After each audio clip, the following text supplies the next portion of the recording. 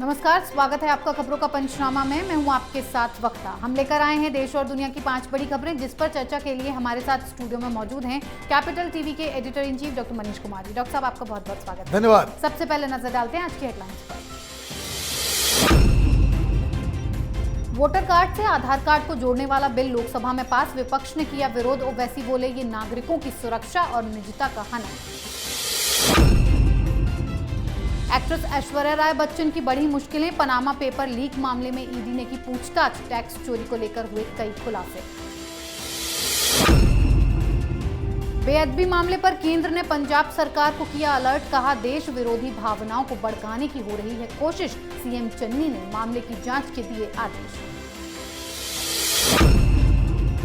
जाकिर नाइक के खिलाफ बड़ी कार्रवाई, मोदी सरकार ने यूएपीए के तहत इस्लामिक रिसर्च फाउंडेशन पर लगाया प्रतिबंध।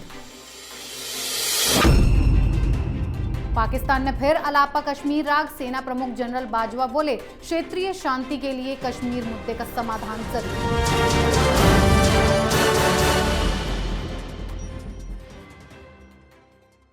सबसे पहले बात चुनाव से पहले मोदी सरकार के बड़े फैसले पर। लोकसभा में चुनाव अधिनियम संशोधन विधेयक पारित हो गया है। विधेयक को कानून मंत्री किरण रिजिजू ने लोकसभा में पेश किया, जिसमें वोटर कार्ड को आधार कार्ड से जोड़ने का प्रस्ताव है। सरकार ने बिल को पेश करते समय जोर देते हुए कहा कि आधार और वोटर कार्ड को लिंक करने से फर्जी वोटर्स पर लगाम लगेगी। इस बिल का ममता बनर्जी ने तो समर्थन किया, लेकिन कई दलों ने इसका विरोध किया। इस बिल पर असदुद्दीन ओवैसी ने भी आपत्ति दर्ज कराई और ओवैसी ने इसे नागरिकों की सुरक्षा और निजता से जोड़ा है। डॉक्टर साहब, वोटर कार्ड को आधार कार्ड से जोड़ने के कितने फायदे होंगे, लेकिन विपक्ष इस पर क्यों बौखला रहा है? देखिए, ये भूलना नहीं चाहिए कि इस आधार कार्ड को कांग्रेस पार्टी की यूपीए सरकार ने इंट्रोड्यूस किया था जी। और उस समय तारीफों के पुल बांधे जा रहे थे कि आधार कार्ड से पूरी चीजें बदल जाएंगी जी। ये इतने सारे आई कार्ड रखने की क्या जरूरत है कि कोई इलेक्शन कार्ड रखता है, राशन कार्ड रखता है, पैन कार्ड अलग है, सारी चीजों के लिए अलग अलग कार्ड जी।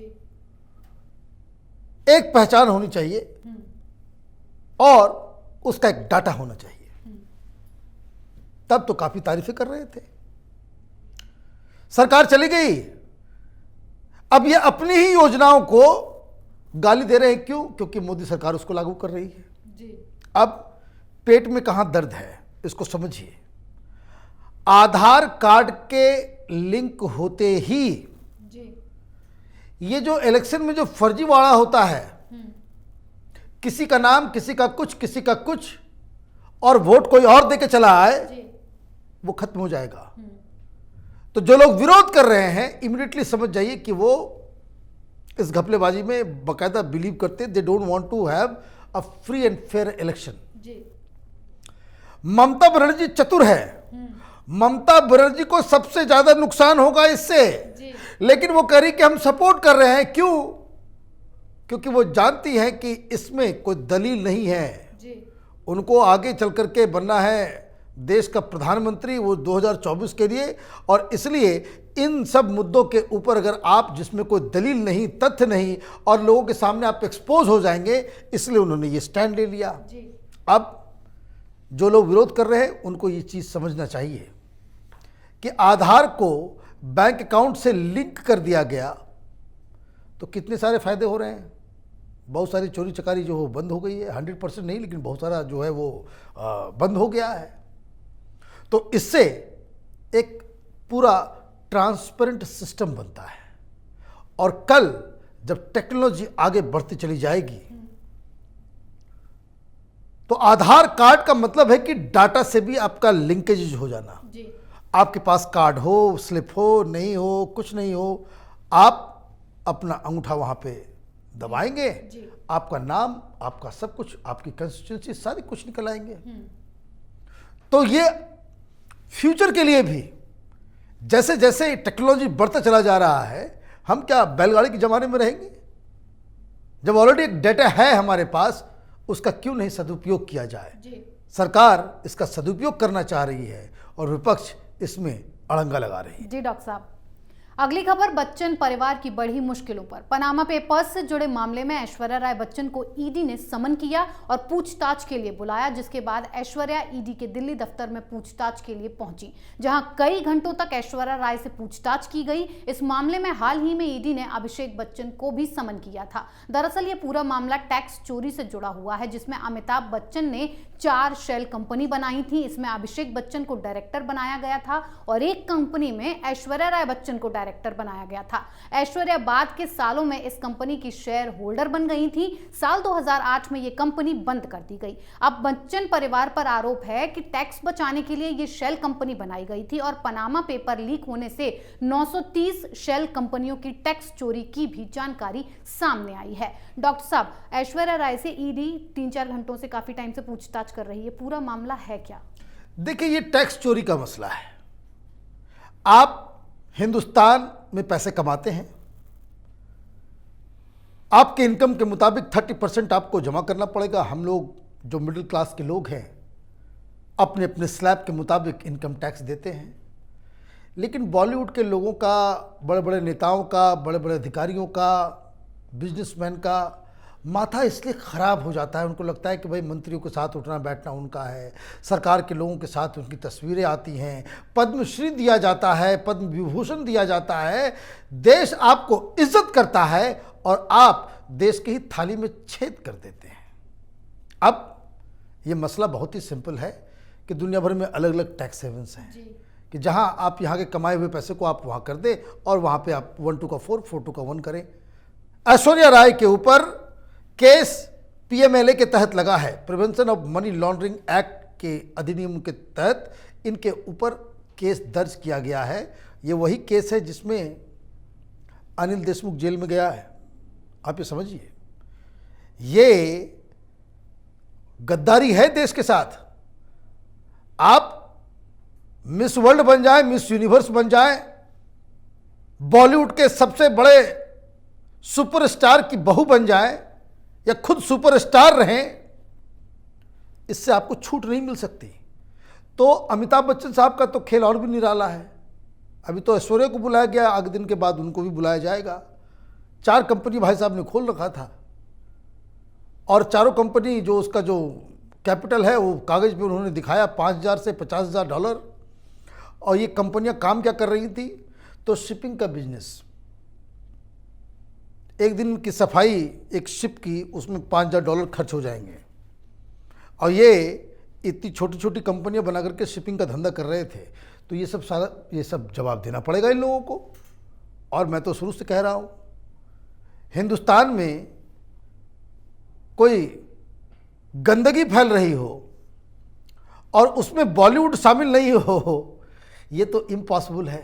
अभी पूछताछ चल रही है, कुछ दिनों के बाद केस भी दर्ज किए जाएंगे और इसे तमाम जो 500-600 लोगों की लिस्ट पनामा वाले लिस्ट में आई है, इन सब के खिलाफ एक्शन होना चाहिए और एक एग्जाम्पल सेट करना चाहिए कि आपके पास पैसा है, आपके पास कनेक्शन है, पावर है, तो इससे आपको कानून तोड़ने का अधिकार नहीं मिलता है। जी डॉक्टर साहब, अगली खबर, कपूरथला में हो रहे बवाल पर। पंजाब के अमृतसर के स्वर्ण मंदिर और कपूरथला के गुरुद्वारे में कथित बेअदबी को लेकर 2 लोगों की हत्या के बाद केंद्रीय गृह मंत्रालय ने पंजाब सरकार को अलर्ट जारी किया है। गृह मंत्रालय ने कहा है कि पंजाब में धार्मिक भावनाओं को भड़काने की नापाक योजना देश विरोधी तत्वों ने की है। इसी बीच अल्पसंख्यक आयोग ने पंजाब सरकार से 26 दिसंबर से पहले रिपोर्ट दाखिल करने के लिए भी कहा और नोटिस जारी किया है। वहीं पंजाब सरकार ने इस पूरे मामले की जांच के आदेश दे दिए हैं और कहा यह भी जा रहा है कि साजिश के तहत युवक की हत्या की गई है, उसके चोरी करने की कोई कोशिश नहीं की थी, जिससे यह मामला लगातार उलझता जा रहा है। डॉक्टर साहब, ये बेअदबी का मामला वाकई में बेअदबी हुई है इस मामले में या सिर्फ एक साजिश है? देखिए, मैं आपको एक एग्जाम्पल देता हूं। चुनाव आ रहे हैं, दिल्ली में भी चुनाव हुए थे और अचानक से चर्च के ऊपर अटैक शुरू हो गया था।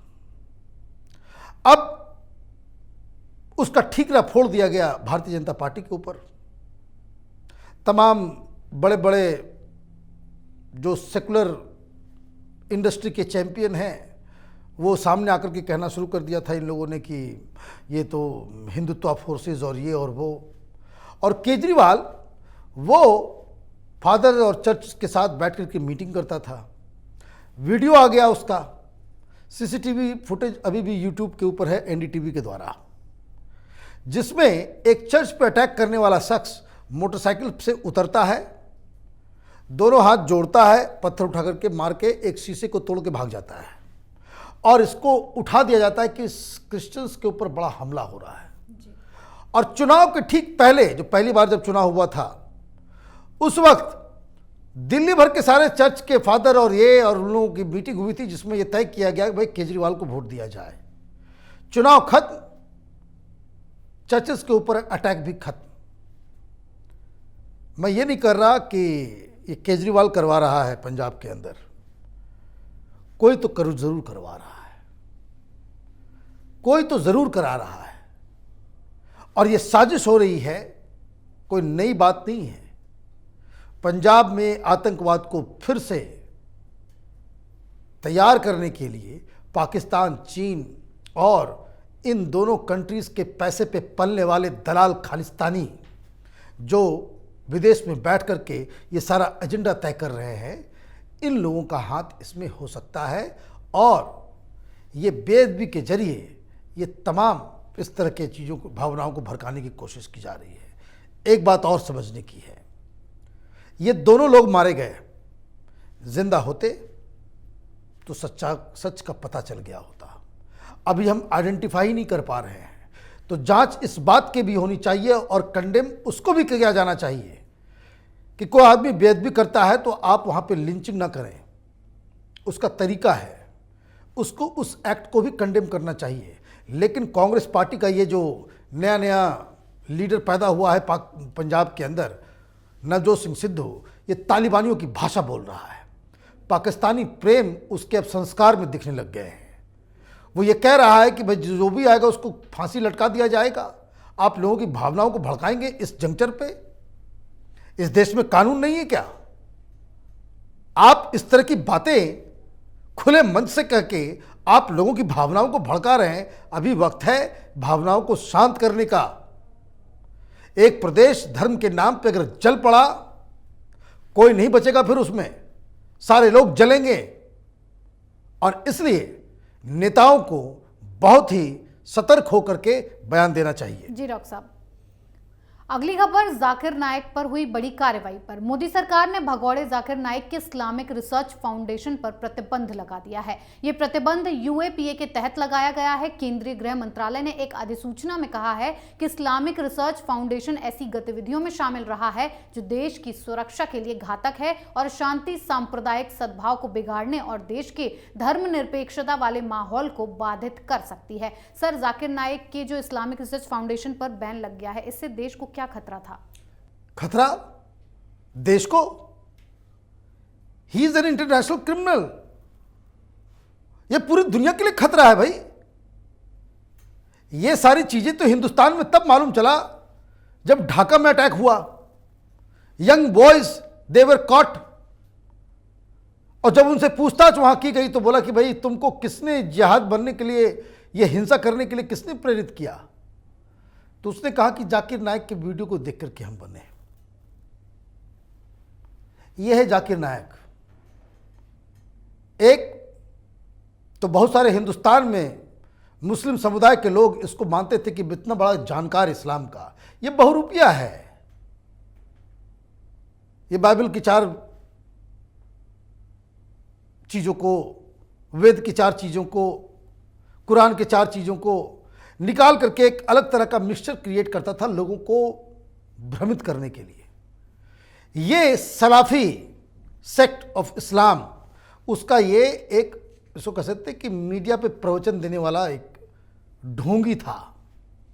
और इसका धंधा विदेश से पैसे ला करके कन्वर्जन का था और लोगों को जिहाद और कट्टरता की तरफ झोंकने का इसका काम था। जब से मोदी सरकार ने एक्शन लिया है, ये भाग गया, देश छोड़ के भाग चुका है ये।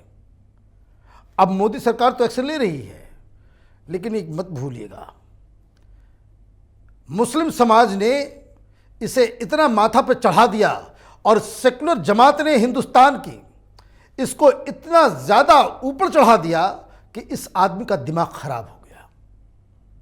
इस आदमी को शांति दूत कहता था ये दिग्विजय सिंह।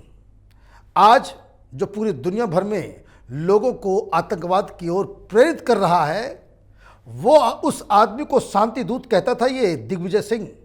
राहुल गांधी का राजनीतिक गुरु, सोनिया गांधी की यूपीए की सरकार, ये मनमोहन सिंह, इसने इस आतंकी को, जहां ये मसूरी के अंदर लाल बहादुर शास्त्री एकेडमी, जहां आईएएस आईपीएस की ट्रेनिंग होती है, वहां इस जाकिर नायक को भेज करके उससे भाषण दिलवाया जाता था। किस जगह ये देश पहुंचा हुआ था इन सेकुलर शक्तियों के हाथों, और खुलेआम कट्टरता को जो है परोसा जा रहा था देश के अंदर में। इसको बैन तो बहुत पहले कर देना चाहिए, और इस तरह के तमाम लोग, इनके समर्थकों के ऊपर भी कार्रवाई होनी चाहिए।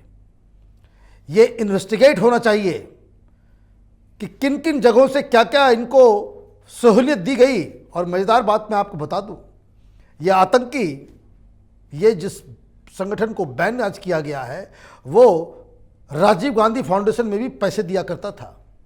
ये है इन लोगों का पूरा सिस्टम।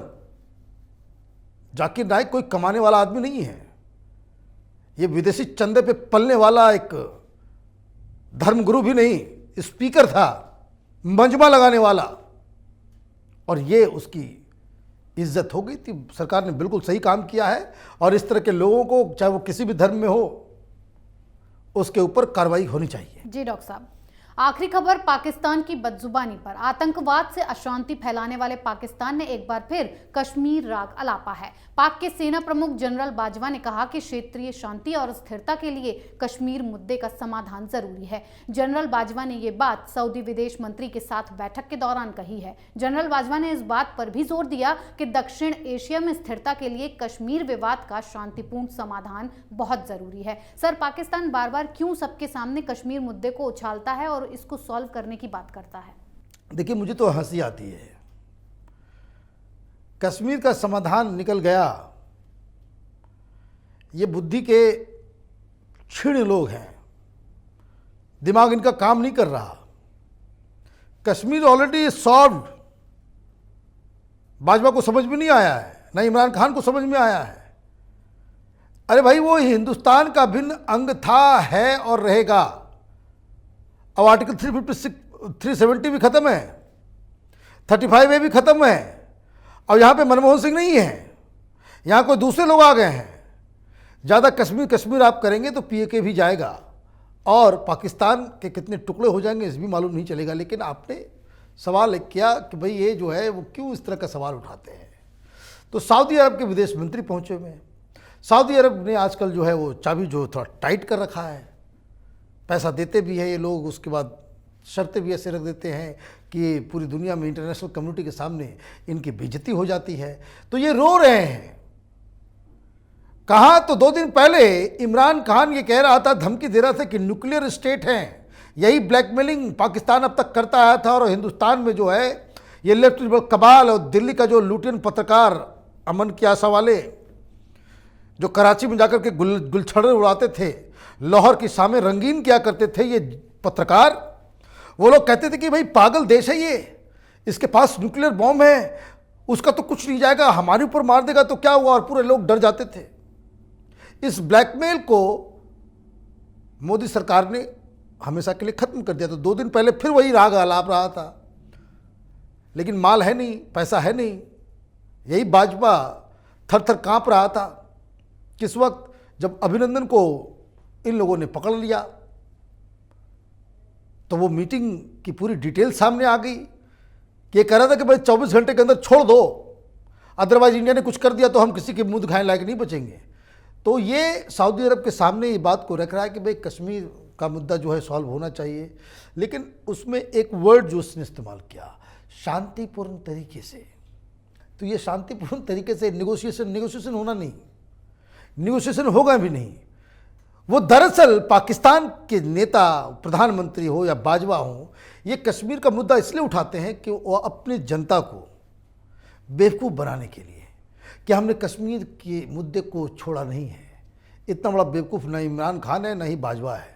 उसको मालूम है कि सेटल्ड हो चुका मसला। इंडिया ने बिना खून खराबा किए हुए, एक बूंद खून गंवाए हुए प्रधानमंत्री नरेंद्र मोदी ने कश्मीर का मुद्दा सॉल्व कर दिया शांतिपूर्ण तरीके से। अब उन लोगों को अपने देश में भी लोगों को जवाब देना है भाई, वोट पाना है, उनकी भी लेजिटिमेसी है। इतना बड़ा आर्मी पाल के रखे हुए है। पाकिस्तान की जनता अपने मेहनत के पैसे से वो टैक्स भरती है, उससे ये लोग की इन लोगों का पूरा घर चल रहा है। इतनी बड़ी आर्मी, तो वहाँ की जनता पूछेगी ना भाई इतना बड़ा आर्मी क्यों रखे हुए हो? कश्मीर के नाम पे तुमने आर्मी बनाया इतना बड़ा हिंदुस्तान के खिलाफ लड़ने के लिए, और कश्मीर वो लेकर के चला गया मोदी और तुम यहाँ बैठे हुए हो। तो वो अपने पब्लिक को, पब्लिक कंजम्पशन के लिए वो इस तरह की बातें करते हैं। इन सब बातों में कोई दम नहीं है। जी डॉक्टर साहब, बहुत बहुत धन्यवाद इतनी जानकारी। धन्यवाद। खबरों का पंचनामा में आज के लिए इतना ही। देश विदेश की बाकी खबरों और उनके सटीक एनालिसिस के लिए देखते रहिए कैपिटल टीवी। हमें लाइक कीजिए, शेयर कीजिए और कैपिटल टीवी को सब्सक्राइब कीजिए। नमस्कार।